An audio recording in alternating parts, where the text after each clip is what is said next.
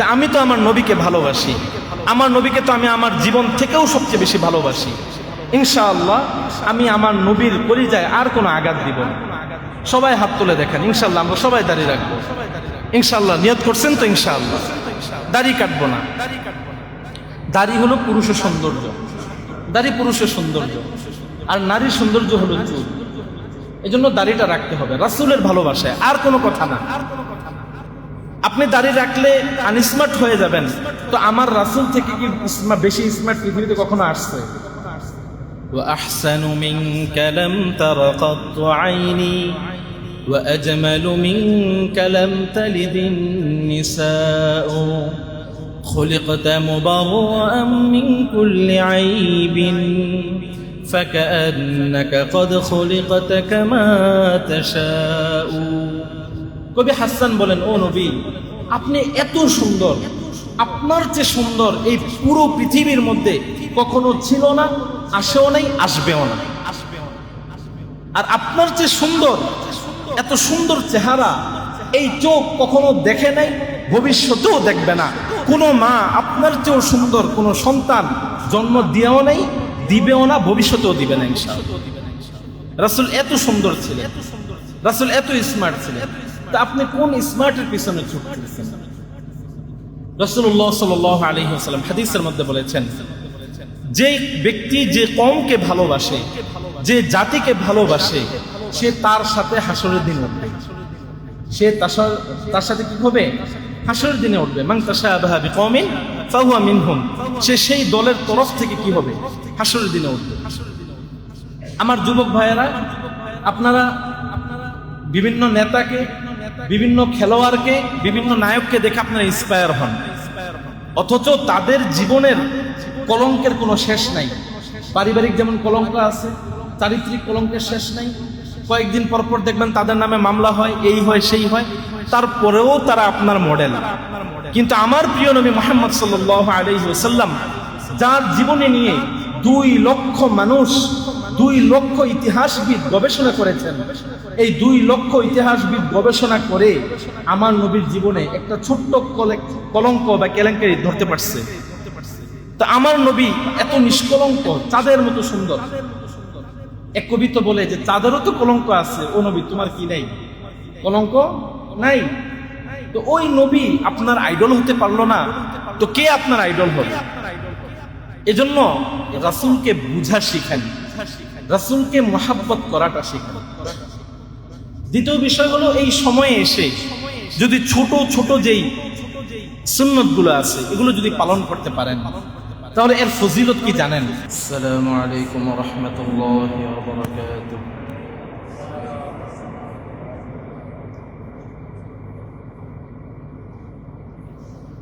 আলহামদুলিল্লাহ الحمد لله الذي جعل الشمس والقمر بحسبان والنجم والشجر يسجدان وفضل زمانا على زمان كما فضل مكانا على مكان وإنسانا على إنسان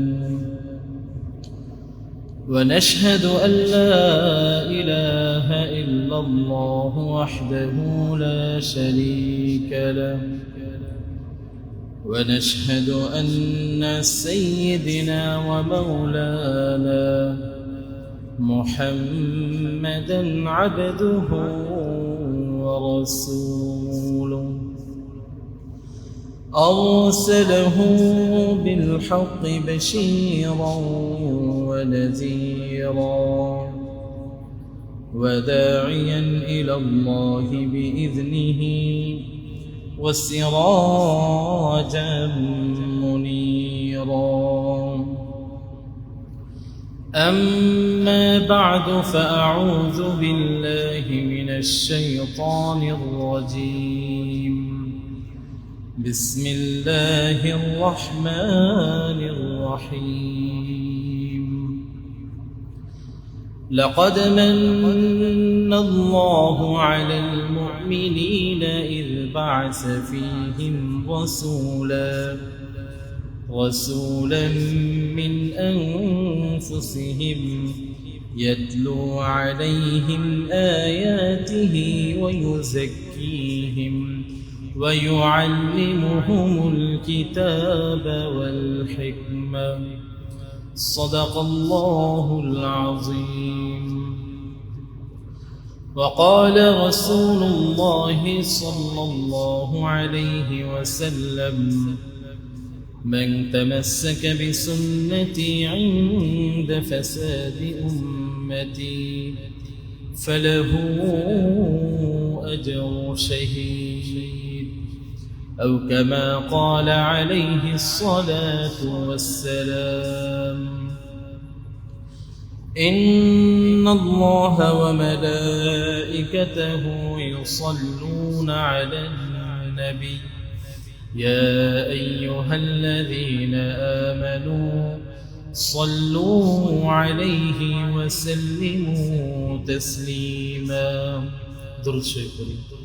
اللهم صل على محمد وعلى آل محمد كما صليت على إبراهيم وعلى آل إبراهيم إنك حميد مجيد.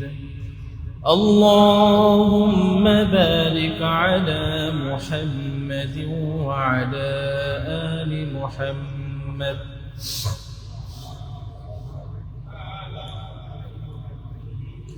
وعلى آل إبراهيم إنك حميد مجيد.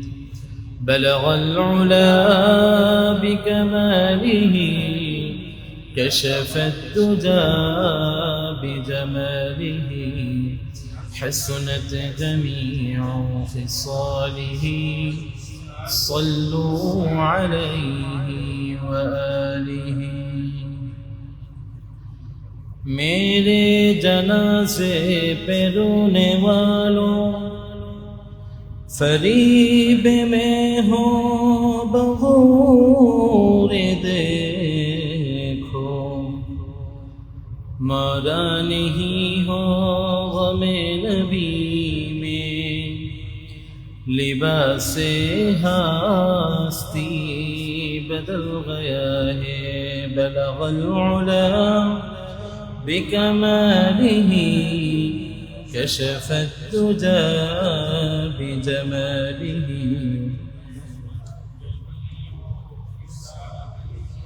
صلوا عليه وآله سبحانك اللهم.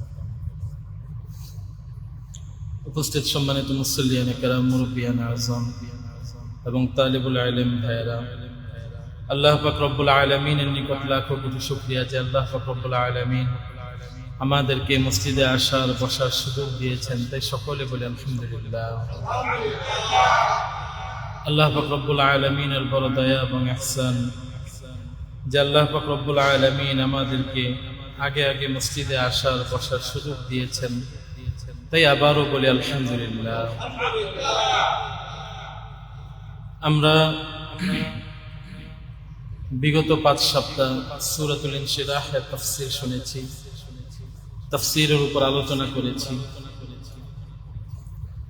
সূরাতুল ইনশিরাহ এটা একদিকে যেমন রাসূলুল্লাহ সাল্লাল্লাহু আলাইহি ওয়াসাল্লামের শান এবং মান বর্ণনা করে, অপরদিকে মুমিনদের জন্য দুনিয়া এবং আখিরাতের কিছু দিক নির্দেশনাও রয়েছে।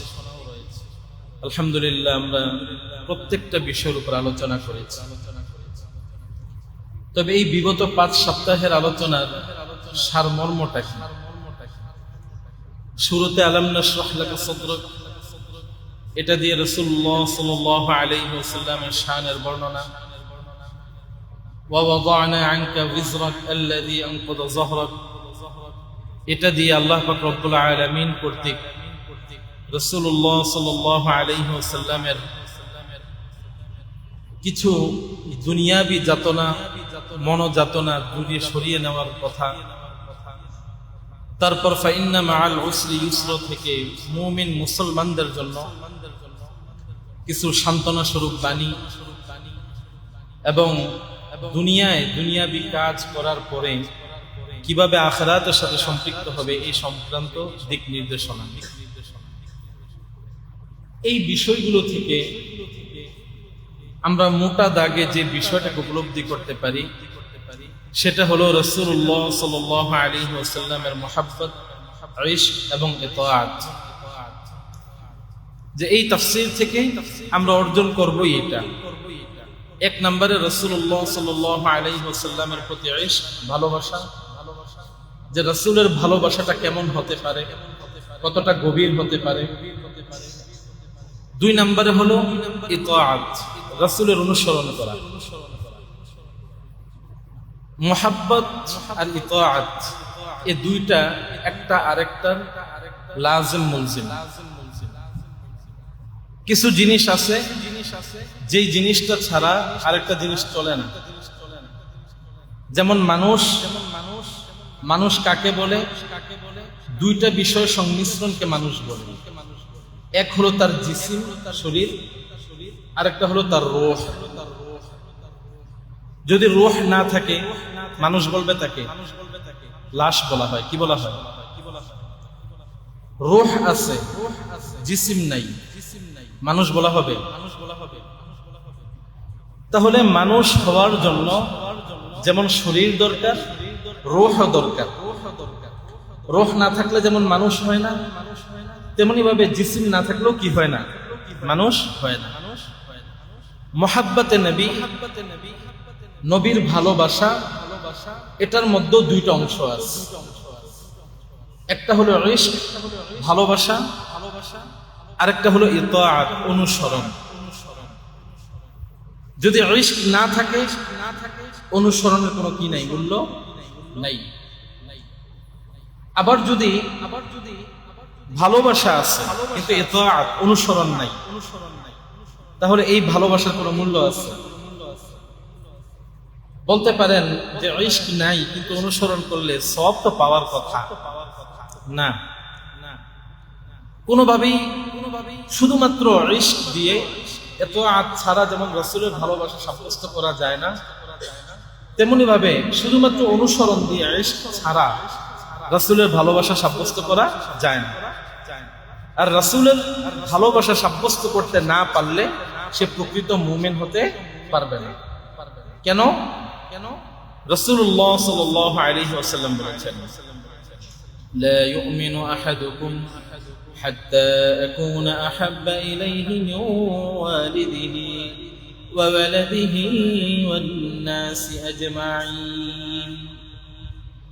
এই হাদিসের শানে উরুদ হলো, একবার আল্লাহর রাসূল সাল্লাল্লাহু আলাইহি ওয়াসাল্লাম হযরত ওমর রাদিয়াল্লাহু তাআলা আনহুর হাতকে এভাবে ধরে রাখছেন।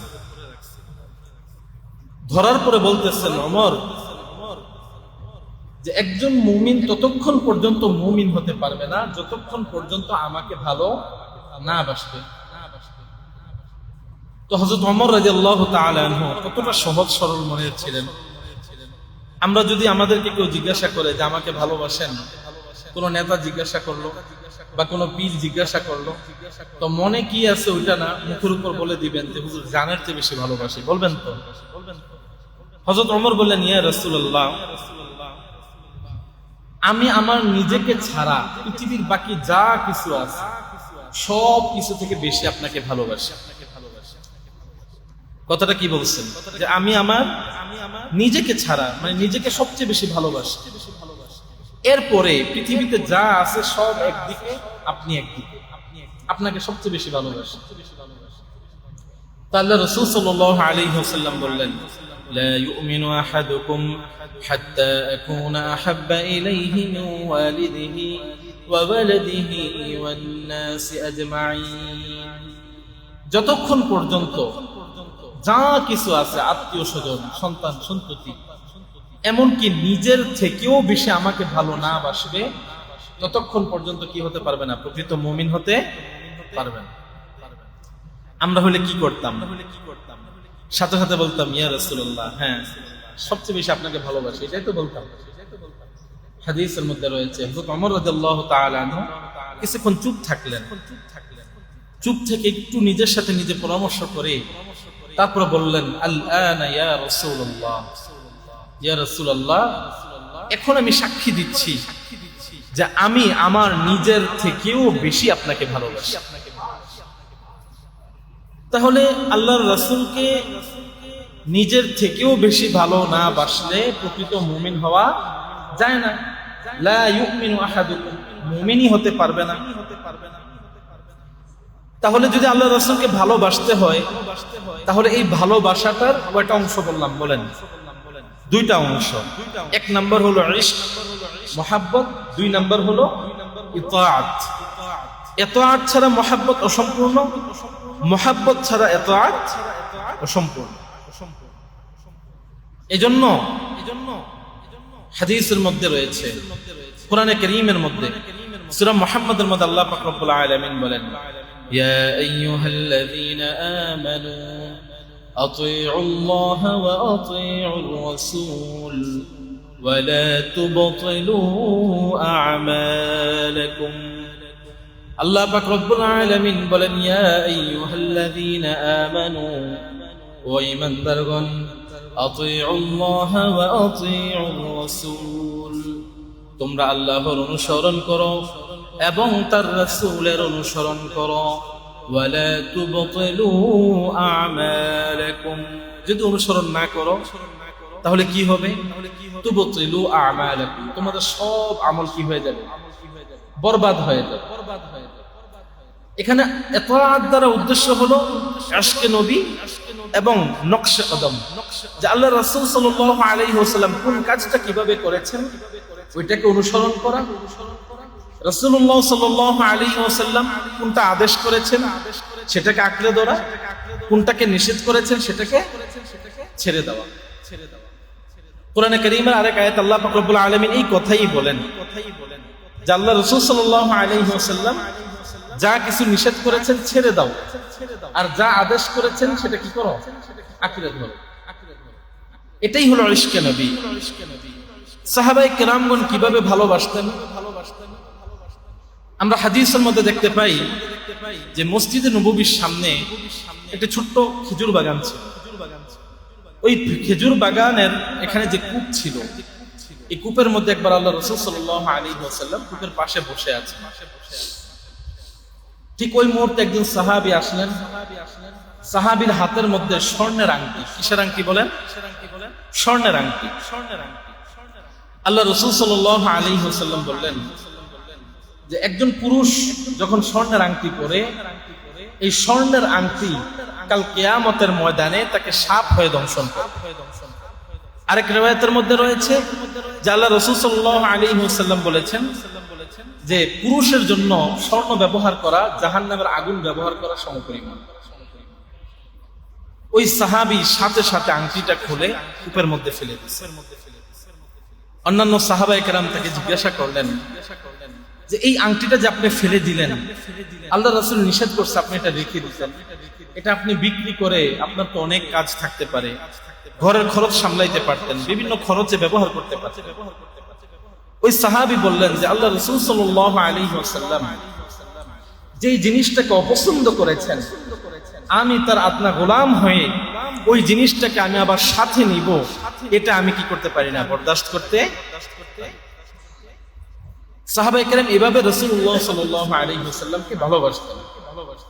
শুধু এমন নয়, একবার রাসূলুল্লাহ সাল্লাল্লাহু আলাইহি ওয়াসাল্লাম মদিনার একটা কূপ সম্পর্কে জানতে পারলেন যে এই কূপ নিয়ে এক ইহুদি ব্যক্তি মুসলমানদের সাথে ঝামেলা লিপ্ত। মুসলমানদেরকে ওই কূপ থেকে পানি নিতে দেয় না, নানা সমস্যা হয়। তো আল্লাহ রাসূল সাল্লাল্লাহু আলাইহি ওয়াসাল্লাম সাহাবায়ে কেরামের মজমার মধ্যে বললেন যে কোন ব্যক্তি এমন আছো যে এই কূপটা কিনে ইসলামের জন্য ওয়াকফ করে দিবে। হযরত ওসমান রাদিয়াল্লাহু তাআলা আনহু সাথে সাথে ওই কূপটাকে ক্রয় করে রাসূলুল্লাহ সাল্লাল্লাহু আলাইহি ওয়াসাল্লামের জন্য ওয়াকফ করে দিয়েছেন। ওই কূপের দাম কত? কিছুদিন আগে একটা কিতাবের মধ্যে পড়েছি যে বর্তমান সময়ের সাথে যদি তুলনা করা হয় মোটামুটি এটা 50 থেকে 70 লক্ষ টাকা হবে শুধু এই কূপের দাম। আরেক হাদিসের মধ্যে রয়েছে এক ইয়াতিম সাহাবী আল্লাহ রাসূল সাল্লাল্লাহু আলাইহি ওয়াসাল্লামের কাছে আসলেন। আসার পর বললেন, ইয়া রাসূলুল্লাহ, আমি একজন ইতিম, আমার ঘরের দেওয়ার যে দেয়ালটা রয়েছে এই দেয়ালটা আমি ঠিকঠাক মতো দাঁড় করাইতে পারি না। কেন? যে পাশের জমির একজনের খেজুর গাছ বাঁকা হয়ে আছে, ওই খেজুর গাছের কারণে আমার দেয়ালটা বারবার কি হয়ে যায়, পড়ে যায়, ভেঙে যায়।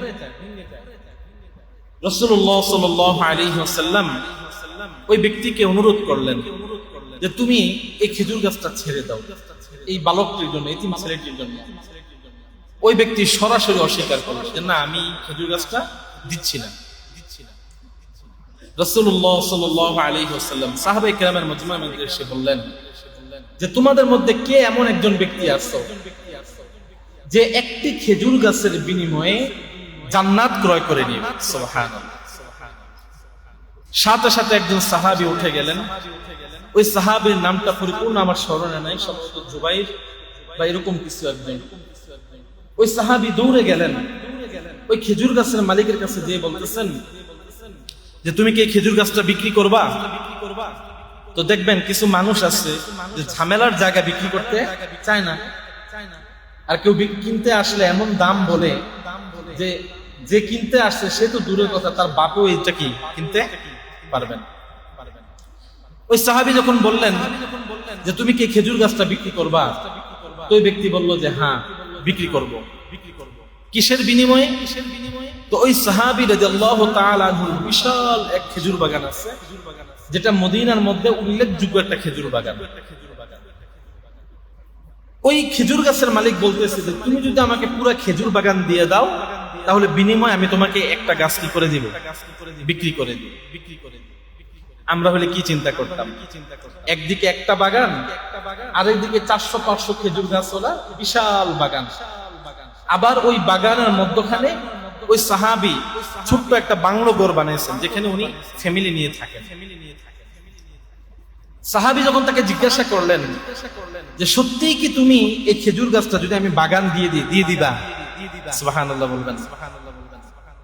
তো ওই তেরা ব্যক্তি আশ্চর্য হয়ে গেছে, বলতেছে হ্যাঁ, যদি তুমি ওই বাগানটা দাও তাহলে আমি তোমাকে খেজুর গাছটা দিয়ে দিই। হাদিসের মধ্যে রয়েছে ওই সাহাবী সাথে সাথে ওয়াদা করে বলে দিলেন যে ঠিক আছে, আজকে থেকে ওই খেজুর বাগান পুরাটা তোমার, এই খেজুর গাছ আমি নিয়ে নিলাম। সুবহানাল্লাহ। সাহাবী দৌড়ে গেলেন, খেজুর বাগানের মধ্যখানে বাড়ি, বাড়ির মধ্যখানে ফ্যামিলি, ঘরের ভিতরে ঢুকেন না, বাহির থেকে ডাক দিয়ে বলতেছেন, স্ত্রীকে ডাক দিয়ে যে বের হয়ে আসো। স্ত্রী জানতে চাইলেন যে কি সমস্যা, হঠাৎ করে তুমি ভিতরে আসতেছো না কেন, কেন বের হতে হবে? ওই সাহাবী বললেন যে আমি একটা ক্রয় বিক্রয়ের চুক্তি করে আসছি, ক্রয় বিক্রয়ের চুক্তি করে আসছি। স্ত্রী জিজ্ঞাসা করলেন কি চুক্তি করে আসছো? তো সাহাবী বললেন যে আল্লাহর রাসূল সাল্লাল্লাহু আলাইহি ওয়াসাল্লাম একটা খেজুর গাছের কথা বলেছেন যে এই খেজুর গাছটা যদি কেউ কিনে বিনিময়ে আল্লাহ রাসূল বলেছেন যে সে জান্নাত পাবে। তা আমি ওই খেজুর গাছটা এই পুরা বাগান, বাড়ি, ঘর সবকিছুর বিনিময়ে কিনে নিছি। আমার আপনার স্ত্রী হলে কি বলতো? আমাদের গ্রামের বাসায় যে খোদার কাটা আর কোনো কাজ পাইলি না, এত সুন্দর বাড়ি, এত সুন্দর বাগান, তুই এটা দিয়ে চলে আসছে, এভাবেই তো বলতো। ওই সাহাবীর স্ত্রী দেখেন কত বড় ঈমানওয়ালা, তিনি প্রশংসা করে বলতেছেন রবিহাত তিজারা, যাহা কতই না লাভজনক ব্যবসা। ওই সাহাবীর স্ত্রী তার সন্তান পরিজন নিয়ে ঘর থেকে বের হয়ে চলে আসে। ওই সাহাবী আল্লাহ রাসূল সাল্লাল্লাহু আলাইহি ওয়াসাল্লামের দরবারে চলে গেলেন। যাওয়ার পর বললেন, ইয়া রাসূলুল্লাহ, আপনি যে বাগানটা কিনতে বলেছেন, যেই খেজুর গাছটা কিনতে বলেছেন, আমি ওই খেজুর গাছটা কিনে ফেলছি। রাসূলুল্লাহ সাল্লাল্লাহু আলাইহি ওয়াসাল্লাম জিজ্ঞাসা করলেন কিসের বিনিময়ে? তো ওই সাহাবীর খেজুর বাগান খুব নামকরা ছিল। সাহাবী বলল, ইয়া রাসূলুল্লাহ, আমার পুরো খেজুর বাগানের বিনিময়ে আমি গাছটা কিনে নিয়েছি। আল্লাহু আকবার। হাদিসের কিতাবের মধ্যে রয়েছে যে রাসূলুল্লাহ সাল্লাল্লাহু আলাইহি ওয়াসাল্লাম পরবর্তী সময়ে যতবার ওই সাহাবীকে দেখতেন, দেখার পরে মুচকি হাসি দিয়ে বলতেন, আল্লাহ জান্নাতের মধ্যে তোমার কত বড় খেজুর বাগান তোমার জন্য অপেক্ষা করতেছে। এই হলো সাহাবীদের ভালোবাসা। মাল, দুনিয়ার সম্পদ, এই সব কিছু একদিকে, সাহাবায়ে কেরামের ভালোবাসা ছিল কি একদিকে। এটা তো শুধুমাত্র মালি ত্যাগ, সম্পদের বিনিময়। সাহাবায়ে কেরাম রাসূলুল্লাহ সাল্লাল্লাহু আলাইহি ওয়াসাল্লামকে জানের চেয়েও বেশি ভালোবাসতেন, জান থেকেও বেশি ভালোবাসতেন। উহুদের ময়দানে যখন মুসলমানরা একটু চাপে পড়ে গেল, যুদ্ধের মোড় ঘুরে গেল, কাফেররা খালিদ বিন ওয়ালিদ এর নেতৃত্বে রাসূলুল্লাহ সাল্লাল্লাহু আলাইহি ওয়াসাল্লামের ছোট্ট যে গ্রুপটা ছিল, সব সাহাবী এক পাশে, রাসূলুল্লাহ সাহাবাদের ছোট্ট একটা গ্যারের মধ্যে পাহাড়ের পাদদেশে এক জায়গার মধ্যে। কাফেরগণ একে একে আক্রমণ করতেছে, আর হযরত তালহা রাদিয়াল্লাহু তাআলা আনহু তিনি দাঁড়ায় গেলেন, রাসূলুল্লাহ সাল্লাল্লাহু আলাইহি ওয়াসাল্লামের দিকে নিজের মুখটাকে ফিরাইয়ে দিলেন, পিঠটাকে শত্রুদের দিকে ফিরাইয়ে দিলেন, যে যত তীর আসুক সমস্যা নাই, আমার রাসূলের গায়ে যেন একটা তীরের আঁচড় না লাগে। যুদ্ধ যখন শেষ, তো সাহাবায়ে কেরামগণ দেখেন যে তার পিঠের মধ্যে 70 থেকেও বেশি তীর লেগে আছে। সাহাবায়ে কেরাম রাসূলকে কত বেশি ভালোবাসতেন। রাসূলুল্লাহ সাল্লাল্লাহু আলাইহি ওয়াসাল্লামের যখন ওয়াফাত হয়ে গেল, ওয়াফাত হয়ে যাওয়ার পরে এক সাহাবী, যিনি আযান দেওয়ার বিষয়টা স্বপ্নে দেখেছেন, তিনি যখন শুনলেন যে রাসূলুল্লাহ সাল্লাল্লাহু আলাইহি ওয়াসাল্লাম ওয়াফাত বরণ করেছেন, দুনিয়া থেকে চলে গেছেন, তো তিনি দৌড়ে খেজুর বাগানে চলে গেছেন। যাওয়ার পর কান্না করে বলতেছেন, হে রব্বুল আলামিন, যেই চোখ আমার রাসূলকে দেখবে না, যেই চোখ আমার রাসূলকে চলতে ফিরতে দেখবে না, আয় রব্বুল আলামিন, এই চোখ আমার দরকার নাই, তুমি এই চোখ নিয়ে যাও। তো কিতাবের মধ্যে রয়েছে যে ওই সাহাবী সাথে সাথে অন্ধ হয়ে গেছে, ওই সাহাবীর চোখের আলো চলে গেছে। হযরত বেলাল হাবশী রাদিয়াল্লাহু তাআলা আনহু রাসূলুল্লাহ সাল্লাল্লাহু আলাইহি ওয়াসাল্লাম যখন চলতেন, তো হযরত বেলাল খালি পায়ে সামনে সামনে হাঁটতেন। তাকে জিজ্ঞাসা করা হলো যে তুমি আল্লাহর রাসূলের সামনে কেন হাঁটো?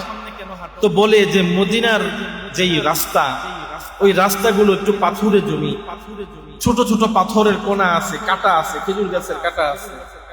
তা আমি বেলাল খালি পায়ে সামনে সামনে এই জন্য হাঁটি যে যদি কোনো কাঁটা লাগে তো আমি বেলালের পায়ে লাগুক, রাসূলের পা মুবারকে যেন ওই কাঁটা লাগতে না পারে। সাহাবায়ে কেরাম এভাবে ভালোবাসতেন। তো রাসূলের ওয়াফাতের পরে হযরত বেলাল রাদিয়াল্লাহু তাআলা আনহু শোক আর সহ্য করতে পারতেছেন না। তিনি তার ব্যাগ ট্যাগ যা আছে সব গুছিয়ে ফেলছেন, মদিনা ছেড়ে চলে যাবেন। সাহাবায়ে কেরাম দলে দলে আসে, আসার পর বলে, বেলাল, আপনি থাকলে তো আমাদের মনের মধ্যে একটু শান্তি লাগে। রাসূলের জামানায় আপনি আযান দিতেন, আপনার আযান শুনে রাসূল মসজিদে আসতো, এই যে একটা স্মৃতি, আপনি থাকলে তো এই স্মৃতিটা আমাদের তাজা থাকবে, আপনি আমাদেরকে ছেড়ে চলে যাবেন না। হযরত বেলাল বলেন যে যেই মদিনার মধ্যে আমি বেলাল আযান দিব, আর আমার আযানের পরে রাসূলুল্লাহ সাল্লাল্লাহু আলাইহি ওয়াসাল্লাম ইমামতি করবেন না, ওই জায়গার মধ্যে আমি বেলাল আযান দিতে পারবো না। মনের কষ্টে তিনি মদিনা ছেড়ে চলে গেছেন।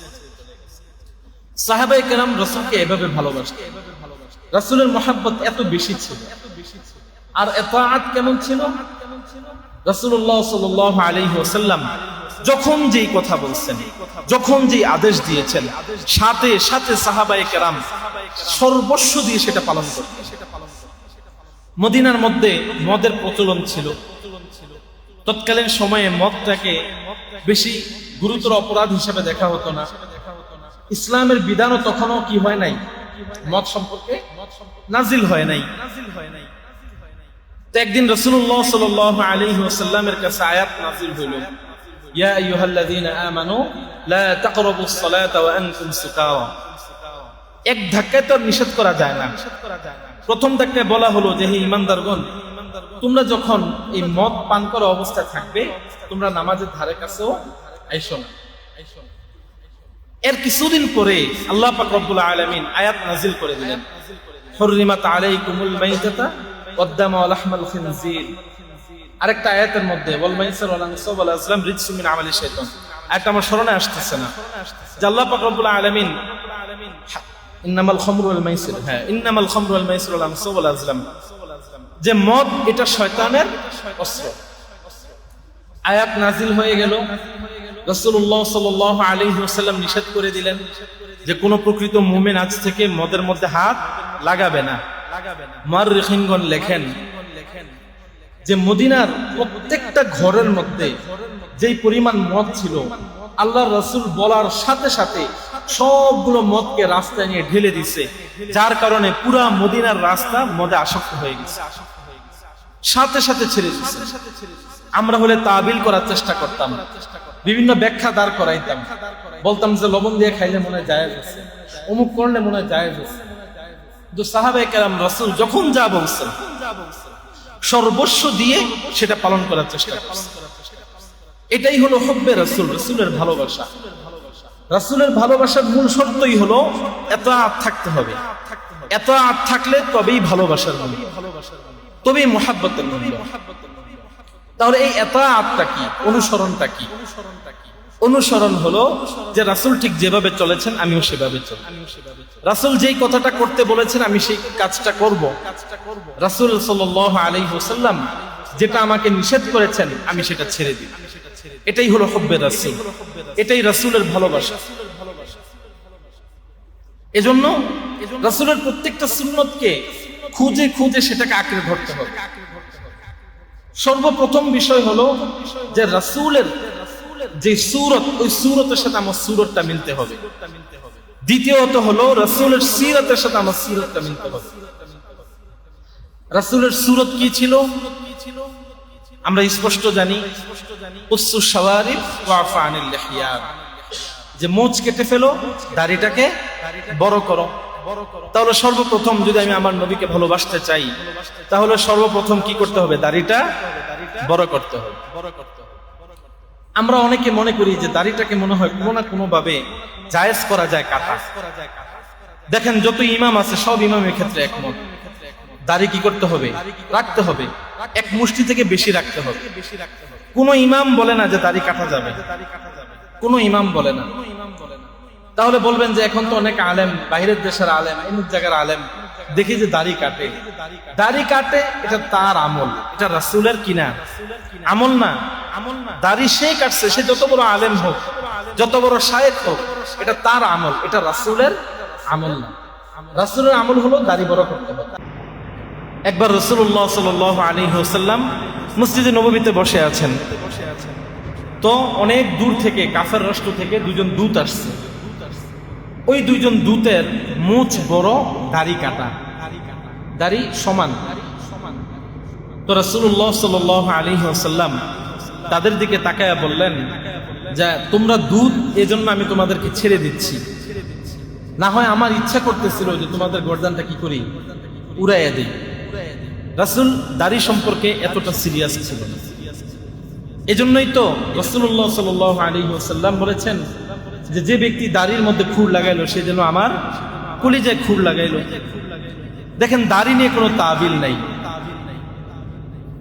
মোল্লা আজিজুল হাসান মজজুব রাহমাতুল্লাহি আলাইহি, তাকে একবার জিজ্ঞাসা করা হয়েছিল, অনেক বড় বুজুর্গ ছিলেন, নাম করা বুজুর্গ। তাকে বলা হয়েছিল যে আল্লাহ পাক রব্বুল আলামিনের দরবারে যদি যান, যাওয়ার পর যদি আল্লাহ পাক রব্বুল আলামিন বলেন যে মোল্লা আজিজুল হাসান তুমি আমার জন্য কি আমল নিয়ে আসছো, তা আপনি কি হাজির করবেন? এই একটা প্রশ্ন, এই প্রশ্নের জবাব অনেক বুজুর্গ দিয়ে গেছেন। কোন বুজুর্গ তার ছাত্রের নাম বলেছেন যে আমি অমুক ছাত্রকে সামনে তুলে দিব। হযরত আবু বকর রাদিয়াল্লাহু তাআলা আনহু বলে গেছেন যে আমি ওই যে হেরা গুহার মধ্যে রাসূলুল্লাহ সাল্লাল্লাহু আলাইহি ওয়াসাল্লামের সাথে ছিলাম, আমি এই উসিলাটা শুধু কি করব? হাজির করব।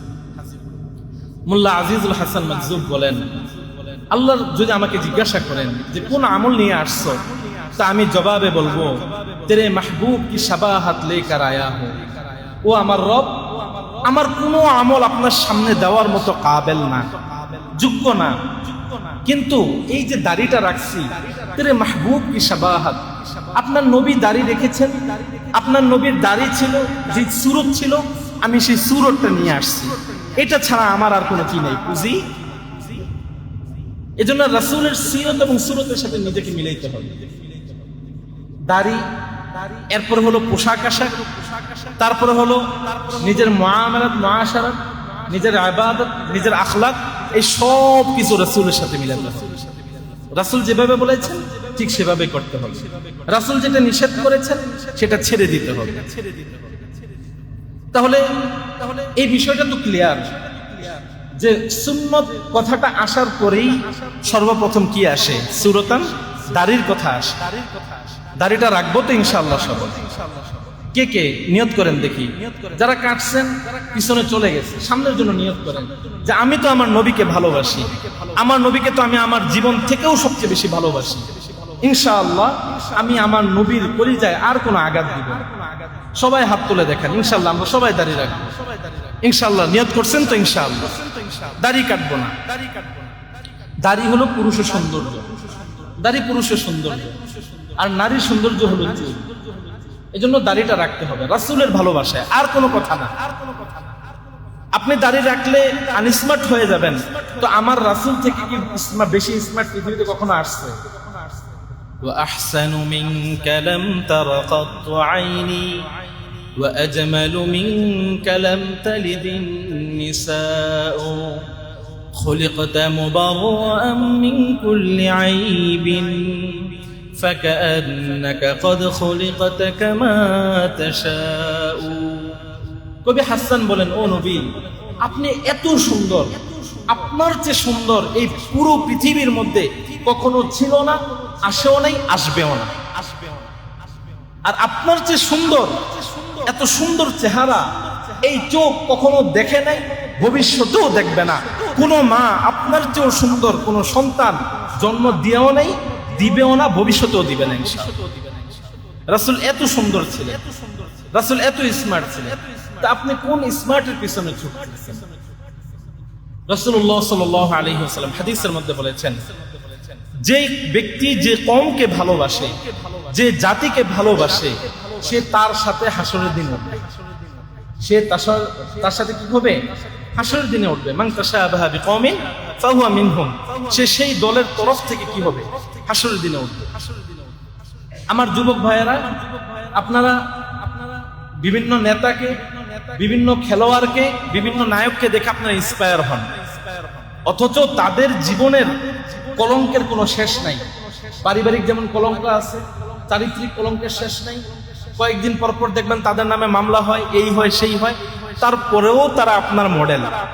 কিন্তু আমার প্রিয় নবী মুহাম্মদ সাল্লাল্লাহু আলাইহি ওয়াসাল্লাম, যার জীবনে নিয়ে 2 লক্ষ মানুষ, 2 লক্ষ ইতিহাসবিদ গবেষণা করেছেন, এই 2 লক্ষ ইতিহাসবিদ গবেষণা করে আমার নবীর জীবনে একটা ছোট্ট কলঙ্ক বা কেলেঙ্কারি ধরতে পারছে।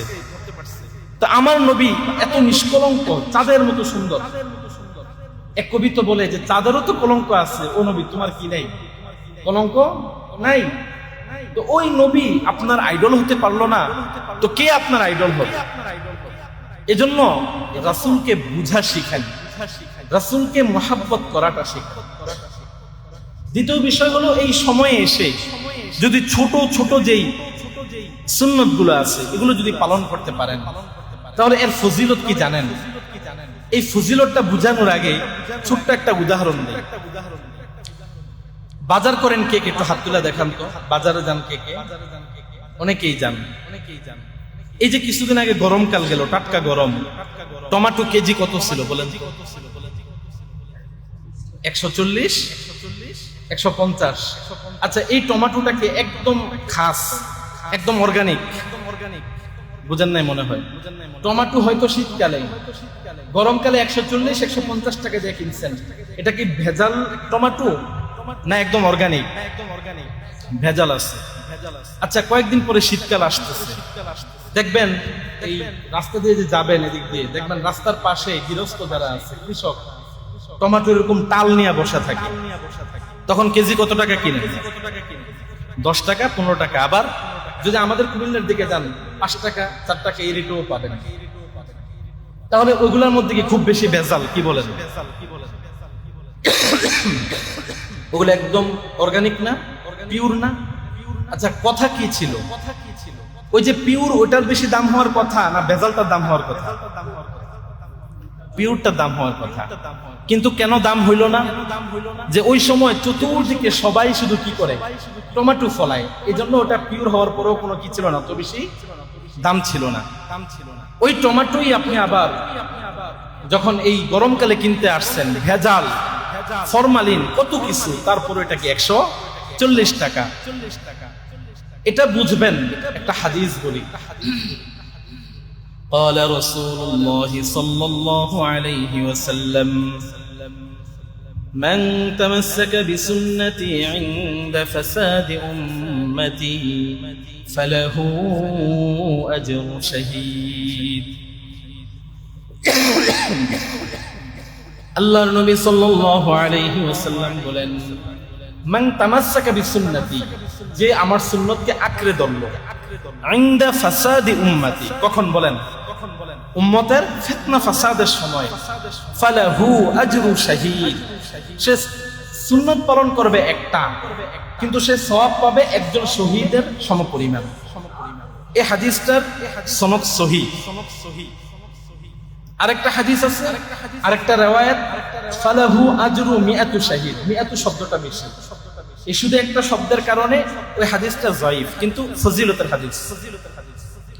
তাহলে ওই হাদিস অনুযায়ী এই ফাসাদের যুগে, ফিতনার যুগে, যে আমার একটা সুন্নত আঁকড়ে ধরবে, তো সে যেন 100 শহীদের সমপরিমাণ কি পাইল।